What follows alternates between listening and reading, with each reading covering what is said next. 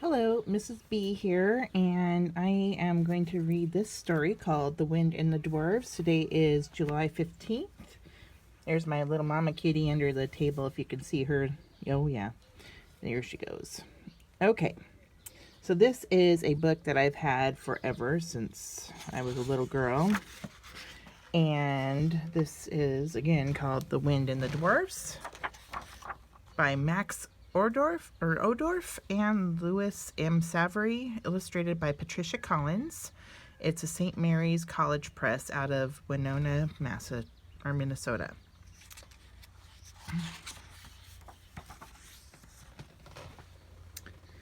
In the woods, in the forest, once lived a tribe of dwarves. The dwarves loved the wind.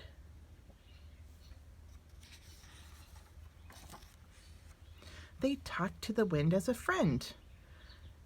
"You are our wind," they would say, "because you play where we play.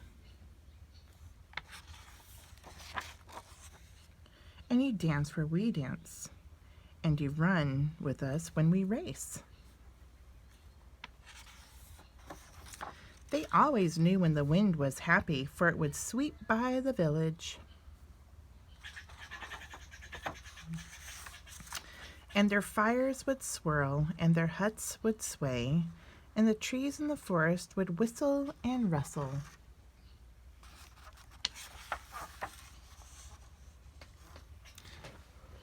The dwarves spoke of the wind as their big friend, and the wind was like a friend to them, for it crept with them, and leapt with them, and played with them, and stayed with them. Whether the sun smiled or the rain fell.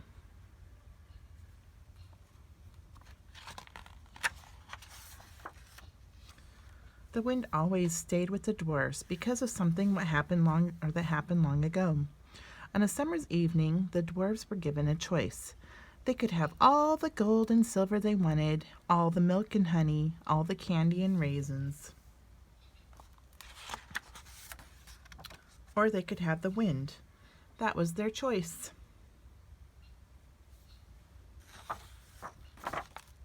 The dwarves thought and thought. Then they questioned their friend the wind.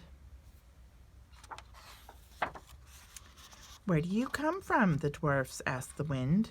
But the wind just brushed their faces and whistled in their ears and ruffled their jackets and wiggled their hats.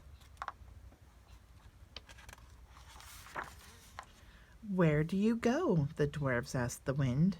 But the wind just blew the leaves and swept the roofs and fanned the fires. The wind did not answer them. The dwarves thought and thought some more. Then they said amongst themselves, "If we have milk and honey, we will drink it. If we have candy and raisins, we will eat it. If we have gold and silver, we will spend it.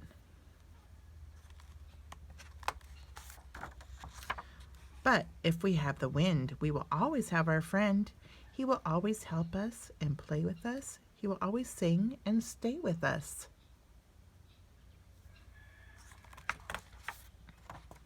And so the dwarves chose the wind. "We want the wind, our friend," they said. And the wind was so happy that it weaved and whirled and tumbled and swirled for 3 whole days and 3 whole nights.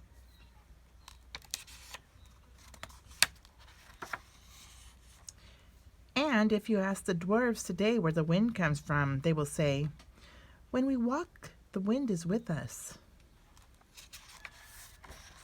When we talk, the wind is with us.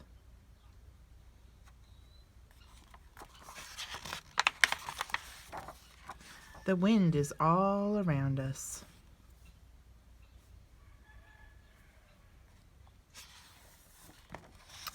The wind is in our song.